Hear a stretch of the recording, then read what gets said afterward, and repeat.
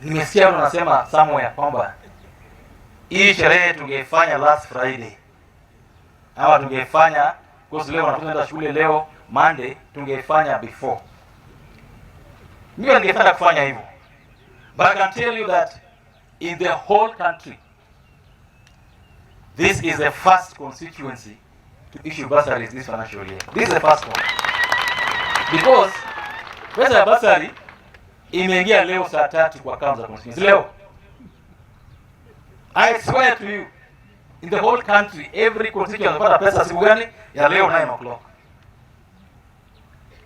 So anybody who thinks, oh, tungefanya mapema, the whole country from Mombasa to Turkana, all constituencies have received their first tranches of CDF today at 9 o'clock.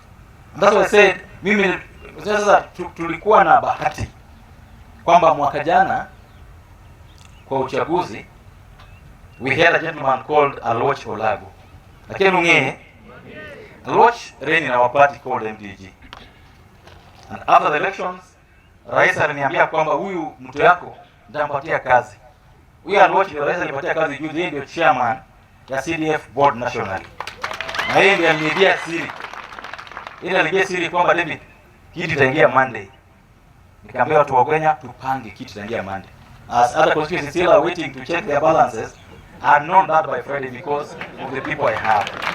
So that wakipanga fanya yao kesho, next week, sisi yetu wanafunzi wanaenda nyumbani, wanaenda shule leo na they are going to go with their checks. Sawa sawa.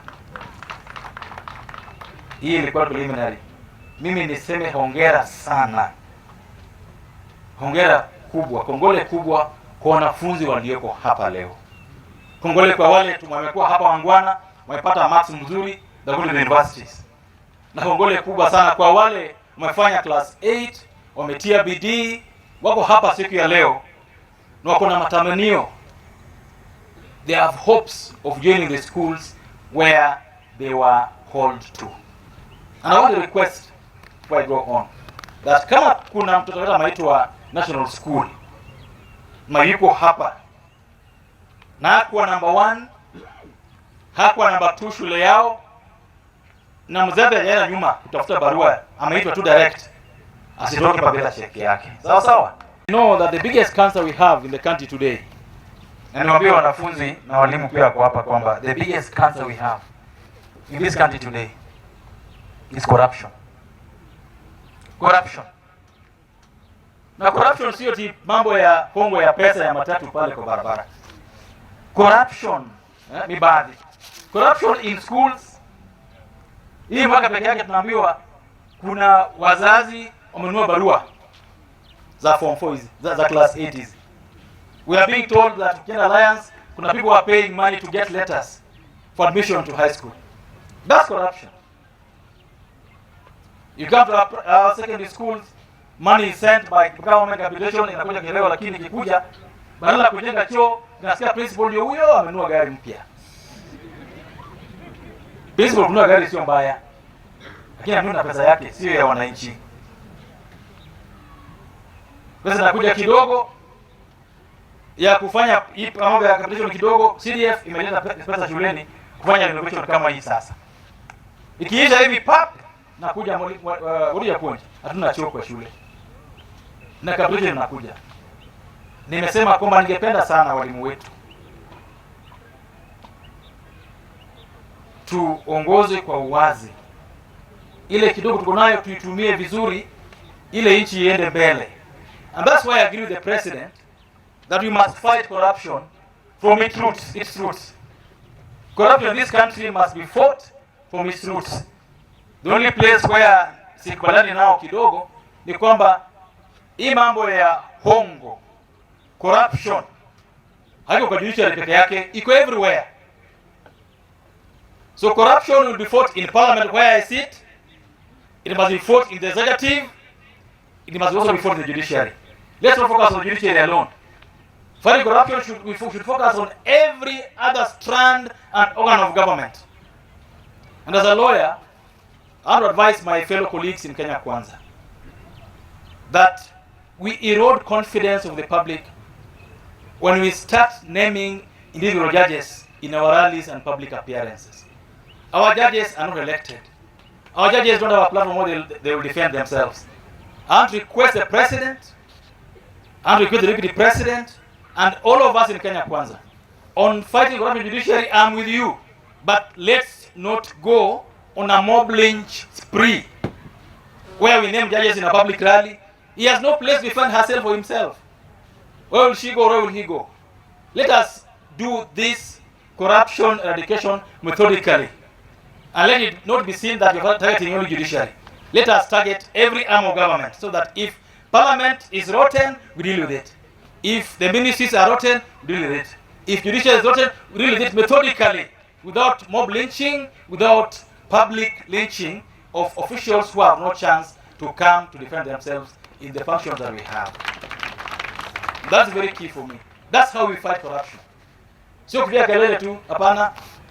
Tuifanye vizuri kwa sheria na kubalia ile tutaifanya. Let's follow due process in doing that. Kwamba sisi kama viongozi tunachaguliwa kufanya kazi ya wananchi. We are elected to work for our people, represent our people, work hard for them, empower them. And I believe that education is the most important empowerment we can give to our kids. The next one, kama sisi watu tumechaguliwa, ni ku-empower watu economically. Let those of us who are lucky enough to be elected kupigiwa kura, tufanyie wananchi wetu kazi kwa bidii, tufanyie wananchi kazi kwa roho moja, so that we grow them economically, socially, culturally, and education-wise. That's my prayer this year for those of us who are elected to serve as politicians. In the last 1 month, I've really been taken aback by my colleagues in the ODM. Yani, nena matanga tu, pale Raila yuko, Orengo yuko, Gavana Nyong'o yuko, Ayako yuko, na mnasema kwamba shida yenu kubwa sana katika nyanza hii ni kupigana watu wa Kenya kwanza. Hiyo ni shida yenu katika maisha yao wale wachaguliwa. Your biggest problem, your main manifesto is to fight those in Kenya kwanza physically. Na mnasema, na naona watu wanapiga makofi, that those are elected, penye baba amekaa, wanasema kwamba their biggest problem this year is to physically assault those in Kenya kwanza, not to empower anybody economically, not to provide jobs for young people. Their biggest issue, their biggest problem in this world is to fight Kenya kwanza people.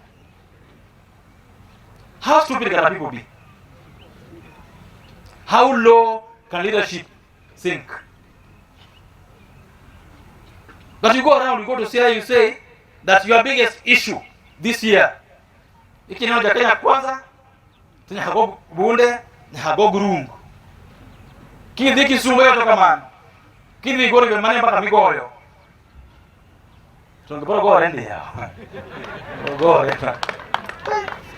gore pili maunge. But I want to ask our leaders to tone down the rhetoric. This region called Nyanza is a region that has fought for democracy in this country more than any other region. More than any other region.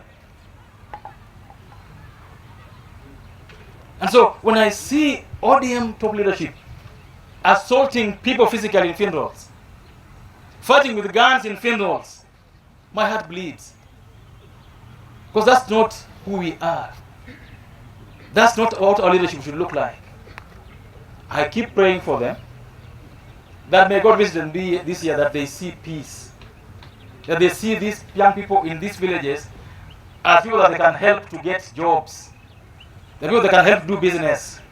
That young people in this part of the world would also grow the way the rest of the world is growing.